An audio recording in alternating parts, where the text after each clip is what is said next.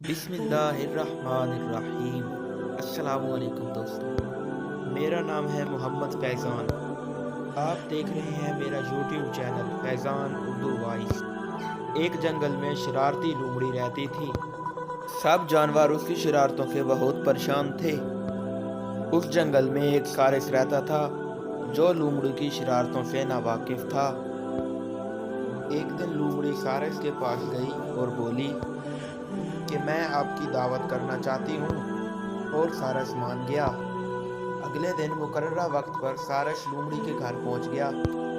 کچھ دیر باتیں کرنے کے بعد لومڑی بولی، آپ بیٹھو اور میں کھانا لاتی ہوں، اور لومڑی 2 پلیٹوں میں شوربہ ڈال کر لے آئی۔ لیکن سارس چونچ لمبی ہونے کی وجہ سے پلیٹ میں سے کچھ نہ لے سکا، اور لومڑی دیکھتے ہی دیکھتے سارا شوربہ چٹ کر گئی۔ یہ دیکھ کر سارس کو بہت غصہ آیا اور وہ کچھ کہے بنا اٹھ کر وہاں سے چلا گیا۔ دن گزرتے گزر گئے۔ یہ بات لومڑی تو بھول گئی، لیکن سارس کو ابھی یاد تھا۔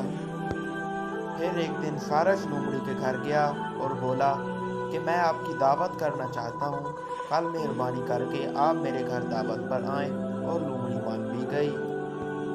اگلے دن شام ہوتے ہی لومڑی سارس کے گھر پہنچ گئی، اور سارس بولا آپ بیٹھو اور میں بھی کھانا لاتا ہوں۔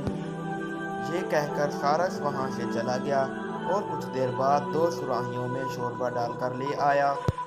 سراہی کا منہ چھوٹا ہونے کی وجہ سے لومڑی شوربہ نہیں پی سکتی تھی۔